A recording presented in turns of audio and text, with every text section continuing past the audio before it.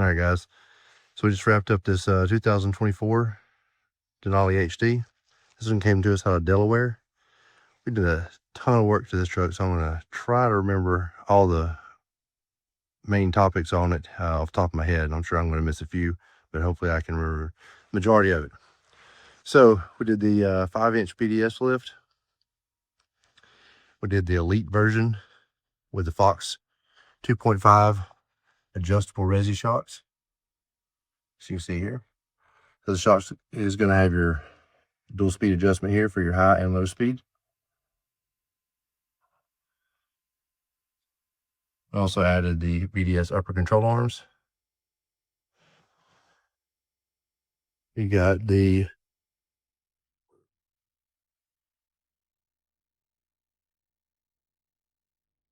I can get it to focus for you. We got the BDS heavy duty tie rod upgrade kit. It's going to be your new inners and outers. Had a little bit of slack in the lower ball joints, so we went ahead and just replaced those with the Napa Fleet series. You can see we got the Cognito Pitman and Idler arm brace kit, along with the Cognito Fox steering stabilizer. As you see, this Fox stabilizer we've been using on quite a few of our builds lately. I believe they've already sold out, and we're waiting on them to get more in stock.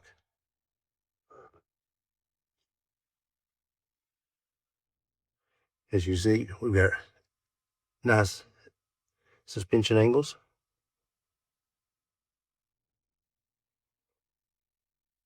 Ball joints, tie rods, CV axles, everything's in a neutral position. You got your BDS 3-piece skid plate system here, protect your front differential.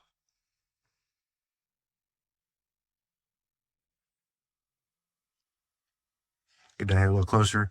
This customer did request that we go ahead and paint some of the components that are prone to rusting on these trucks, like the CV axles, the front diff. So you can see there. Coming from a northern state, they're going to be a lot more prone to rust. So when I had it out, we did take the time to clean and take that up and paint it for him.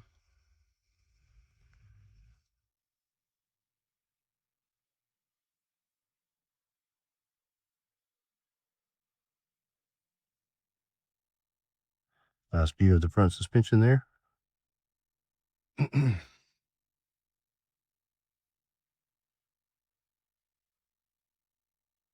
ahead, bring you back to the back side of the front suspension. Hit your upper arms Fox 2.5 Elite shocks.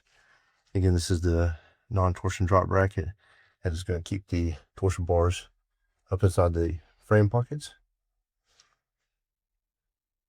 And that just keeps them from hanging below the frame rails. Gives a little bit cleaner look to it, and a little more ground clearance.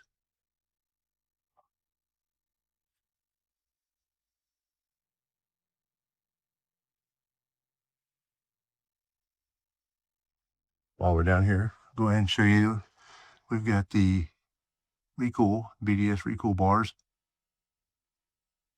along with the Airlift Air IQ compressor and bag system. Now, this is their heavy duty dual channel, which means that you've got a separate line for each bag so that you can't have bag pressure bleed off from one bag and move into the other.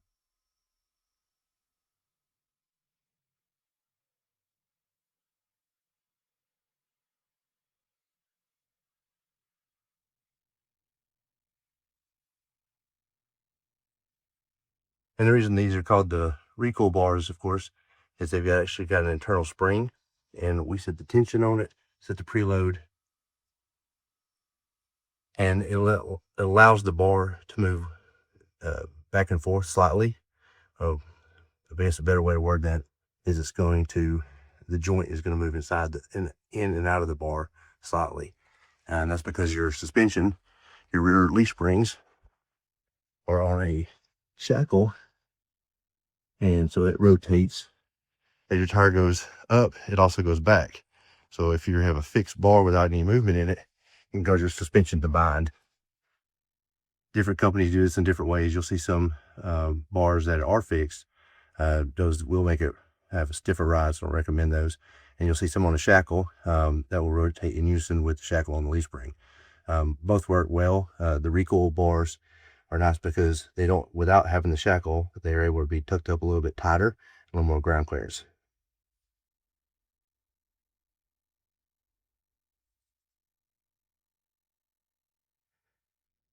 And as you see here, they've got a bottom plate that attaches to the U-bolts, and that's where it connects to.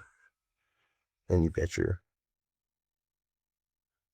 Fox reservoir shocks in the rear as well, the 2.5s. And these are also high speed and low speed adjustment.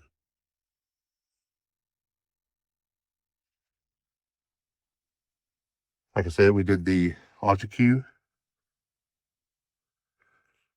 This is going to be their air overload system. So this is going to be their 5,000 pound overload system. It's going to be your dual bags on each side. With a being mounted outboard like this, gives you a little bit more stability as opposed to some bag kits that are mounted inboard. These also have a little bit more travel, which match the extended travel of the rear shocks. So you don't have to have a airbag cradle to keep the suspension from damaging the bags at full droop. These have enough droop built into them so that you can still droop out even with these extended length shocks, and you're not going to damage the bags. That's one thing that we really like about this kit.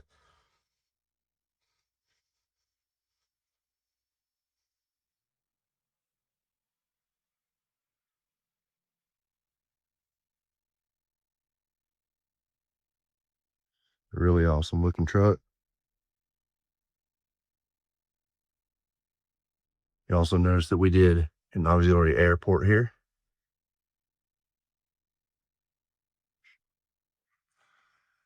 If he wants to air up his tires or do something along those lines. Manages to do that by adding a horn blaster train horn kit,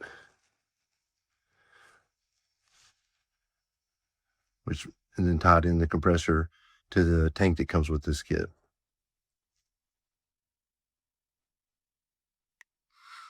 And this, of course, is extremely loud.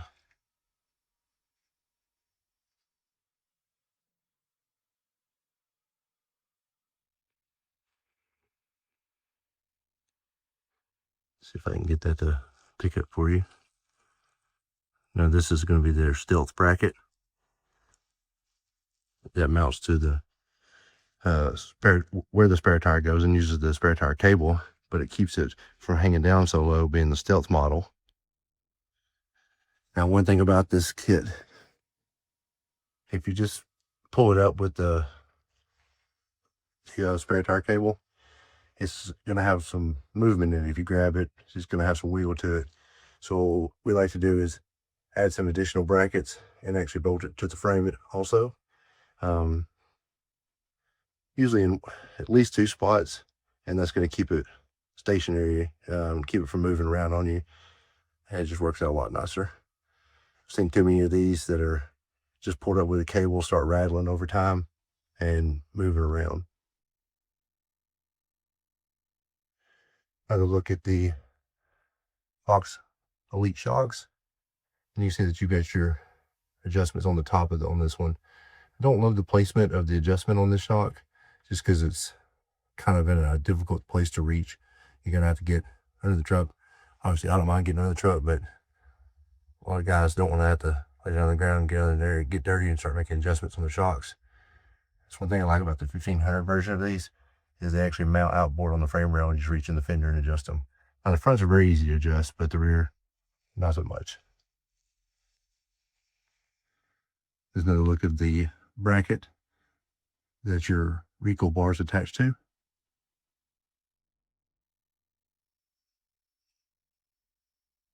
Now these blocks are going to have built-in bump stops, wings that comes off the side there, instead of having an additional bracket. That's going to control your up travel.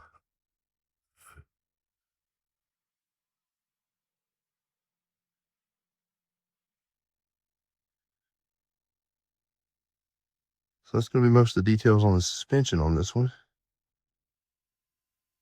One other thing about these bags, the external ones that mount outboard the frames, they just look really sick in the fender oil. These are required to run 10 psi minimum, so you'll keep 10 psi in them, and then as you load the truck, if you need to get it back level, you'll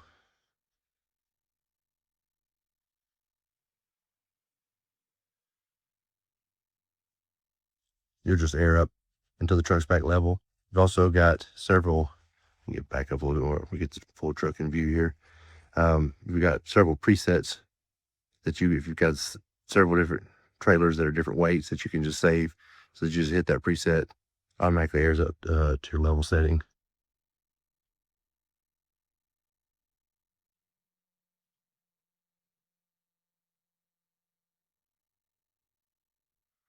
I don't know if I can get you a full side view on this one.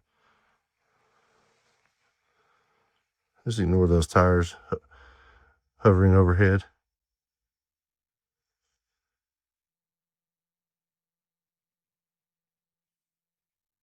Real nice clean look on this truck.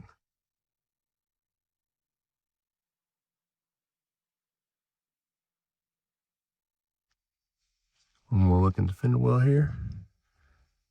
You see how much easier the adjustment is in the front. You can get down here. You see the new Fox steering stabilizer.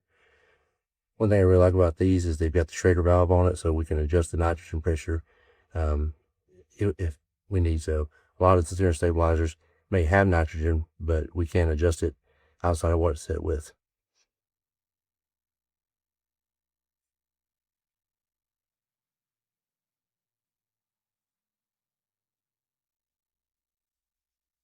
And obviously the reservoirs just look killer in the fender as well. As far as clearancing goes, we are running the 38-1350 ridge grappler. We did run the Kelderman caps on the back, which gives us a ton of additional clearance. Trim just a little bit inside the inner liner through here. You have to trim slightly on the bottom edge of the bumper and the valence, and then inside, get that focus for you, and then inside the felt liner through here as well. Now, like most of the BDS kits with the factory wheels, we are running the 1.5-inch wheel spacers. This kit's not going to accept this combination without a spacer on it. You're going to be into the tie rod if you try to run it that way. But with the addition of the 1.5-inch spacer, you can run the factory wheels. If you don't want to run the spacers, then you can obviously opt for aftermarket wheels with the correct offset. You can also look at the Cognito lift, which will allow you to run a 37-1250 on a factory 20-inch wheel without any wheel spacers.